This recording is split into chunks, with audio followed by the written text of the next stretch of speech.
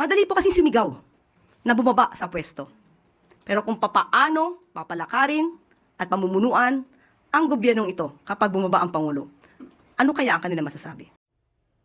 Mare, unang tanong, papaano nga ba pinalakad ni Bangag ang gobyerno sa pamamahala niya? Paano?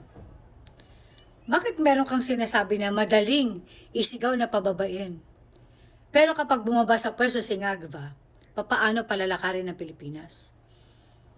Paano nga ba niya pinalakad muna ang Pilipinas? Sagutin mo nga, meron bang nangyaring maganda sa Pilipinas? Minahal ba siya ng taong bayan dahil sa kanyang magandang ginagawa para sa mga Pilipino? Meron ba tayong investor? Lumago ba ang ekonomiya ng Pilipinas? Yung gamot nga ng public hospital, wala.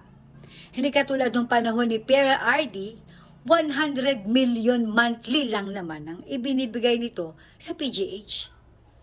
Nasa panahon ni Bangag, 60 billion ng PhilHealth na hindi naman pera ng gobyerno, pinakialaman niya.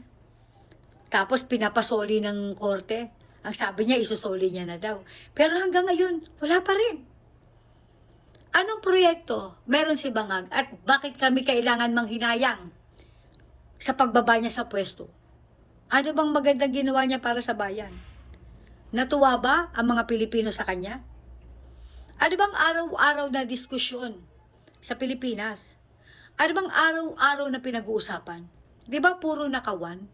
Lahat ng ahensya ng gobyerno ni Bangag, puro magnanakaw. Anong panghihinayangan namin kung bababa sa pwesto si Bangag?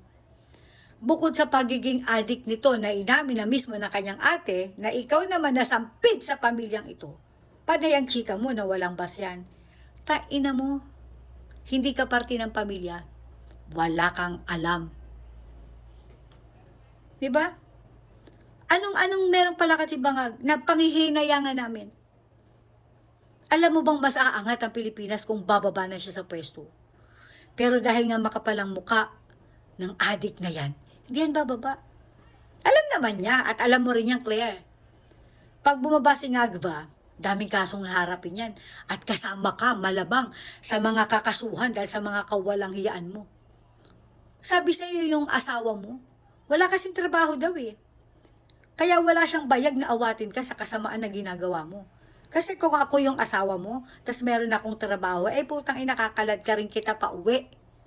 Tigilan mo yung panluloko sa taong bayan. Diba? Anong pangihinayangan namin? Anong serbisyo meron si Bangag? Yung panay utang? Tapos wala namang proyekto? Ngayon, dinidiin nyo si Saldico. DDS na si Saldico. Samantalang, nung tumatakbo ka, Bangag, okay, bilang presidente, halos 3 buwan mong ginamit. Di ba? Yung private plane, chopper, ni Saldico. Tapos nung binuko ka, biglang galit ka na. Tapos tatawagin ng anak mong si Charis na DDS champion. Itong si Saldico. Biglang naging DDS na siya. Biglang naging kakampi na namin si Saldico. Kayo ang nakinabang sa bilyon-bilyon na ninakaw nyo sa kaba ng bayan. Tapos ngayon, hirap na hirap kayo na depensahan ng mga sarili nyo. Ibabato nyo naman sa amin. DDS na si Saldico. Ano pagmamalaki mo yung ICI? Na ikaw ang nagpa-imbestiga? Tapos bawal kang imbestigahan? My God. Bangag. Yung utak mo, pagganahin mo. Huminto ka kasi muna sa pagdodrogation. Ang tanda mo na sa totoo lang. Magsi-70 ka na, hindi ka nahiya. Hanggang ngayon nagdudurog ka pa. At ang mas nakakaloka, pati mga anak mo, pinagdudurog mo. Demanda mo si Amy Marcos. Demanda mo si Kati Binag. Dahil sila yung nagbuko kung paano mong pinapagamit ang ipinagbabawal na derogation ang mga anak mo. Saka nakakita ng matinong magulang, matinong ama, na pinapagamit mo ng droga yung anak mo. My God. Paano ka magiging ama ng bayan? Kung yung sariling anak mo nga, di ba, pariwara. Pare-pareho kayong magnanakaw. Kaya ikaw, Mare, ayus-ayusin mo yung mga salita mo. Ang hirap kasi sa'yo, magaling ka lang magsinungaling, pero yung utak mo hindi talaga gumagana. And by the way, kasama ka sa listahan ni Saldico.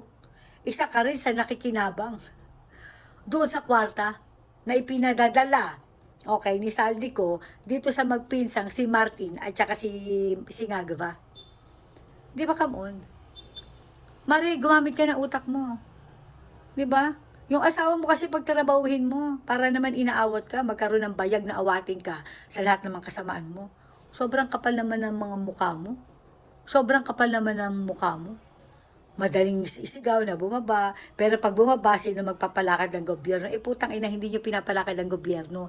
Kayo mismo ang naglulubog sa gobyerno. Kayo mismo ang naglulubog sa Pilipinas. Kung meron mga nagde-destabilize ng gobyernong ito, kayo yun. Sa pangunguna ni Bangag mismo. Kaya ganyan na lang kung protektahan niya itong pinsan niyang si Magnanakaw. Paano pagkatapos ni Martin Romualdez ang nasa likod niyan, yung pinsan niya, syempre si Ngagva. Putang nabobo ba mga Pilipino? Ikaw ang pumirma ng GAA. Hindi naman magiging batasyan at hindi rin lalabas ang pera dyan kung hindi mo pinirmahan, ulul ka. Putang ina, wala kayong ginawa kundi lokoy ng taong bayan. Mahiya naman kayo. Binabayaran namin kayo, hindi para lokohin kami. Putang ina talaga, nakakabuisit ng kumari ko. Tandaan mo, Mari, ha, ilang beses ko tatong sinabi, pagbaba mo sa pwesto, para kang sigadon. Wala ka ng value. Kakaya ka. My God.